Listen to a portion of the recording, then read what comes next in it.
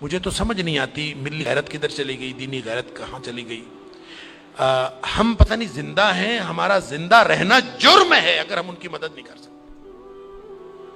ایسی کوئی بے حس اور بے غیرت قوم بھی کبھی ہوئی ہوگی؟ ہم نے تاریخ میں بے غیرتی کی بڑی داستانیں سنی ہیں۔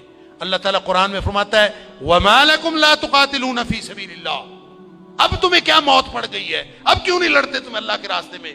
والمستضعفین من الرجال والنساء والولدان الذین یقولون ربنا اخرجنا من هذه القرية الظالم اهلها۔ پوری دنیا پر ظلم کی داستانیں ساری دنیا دیکھ رہی ہے۔ مسجد اقصی کو آگ لگا دی گئی ہے، ہماری بچیوں کو، بہنوں کو، بیٹیوں کو وہ اپنے گھٹنے کے نیچے لے کے بیٹھے ہوئے ہیں، تصویریں سوشل میڈیا پر شیئر ہو رہی ہیں، بچے چھوٹے چھوٹے قتل کیے جا رہے ہیں، کسی کو غیرت نہیں آ رہی۔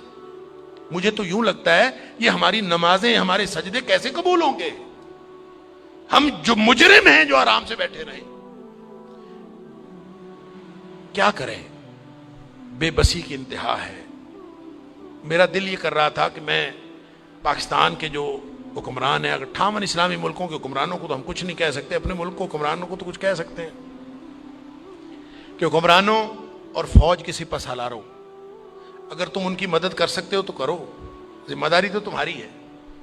نہیں کر سکتے نا تو ہمیں ایک جہاز میں بھر کے وہاں بھیج دو، کم از کم ہم عزت کی موت ماری جائیں، کم از کم جا کے ہم وہاں پہ ان کے ساتھ شہید ہو جائیں، اللہ کو قیامت کے دن ہم اور نبی کریم صلی اللہ علیہ وسلم کو چہرہ دکھانے کے تو قابل ہوں کہ اللہ ہمیں غیرت تھی، ہمارے اندر کو ملی اور دینی غیرت تھی۔ تو دعائیں ہو رہی ہیں، وہ کوئی کہہ رہا ہے کہ اللہ تو کو ابابیل بھیج دے اور ان کی مدد کر دے، کوئی دعائیں کر رہا ہے، کوئی دعائیں کر رہا ہے۔ اس طرح کے لوگوں کی دعائیں اللہ قبول کوئی نہیں کرتا۔ دعاؤں کے لیے بھی غیرت کی ضرورت ہے، آپ پہلے قدم اٹھائیں پھر اللہ سے دعا کریں۔ وہ بیچارے ساری ساری رات وہ لڑتے ہیں ان کے سامنے، دعا تو ان کی ہے، اور اللہ نے یہ آزمائش میں سمجھتا ہوں ان کی نہیں ہے، وہ تو جنتی ہیں، وہ تو انشاءاللہ بخشے ہوئے ہیں۔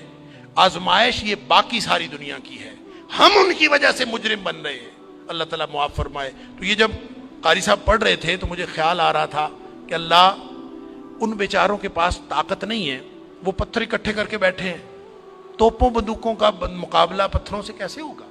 یا اللہ تو ابابیل بھیج دے، اور تو جس نے ابرہہ کو اور اس کے لشکر کو تباہ و برباد کر دیا تھا، اللہ اس دور جدید کے ابرہہ کو جو ہماری مسجد اقصی کو تباہ کرنے کے لیے آیا ہے اور پوری ملت اسلامیہ دہشت گرد پھر مسلمانوں کو کہا جا، بدبخت پوری دنیا میں بدترین دہشت گردی کرتے ہیں اور پھر بات کرتے ہیں مسلمانوں کی دہشت گردی کرتے ہیں۔ میں تو سمجھتا ہوں پورے 58 اسلامی ملکوں کو اعلان جنگ کر دینا چاہیے، لڑتے لڑتے مر جانا چاہیے، اس زندگی سے وہ موت بہتر ہے۔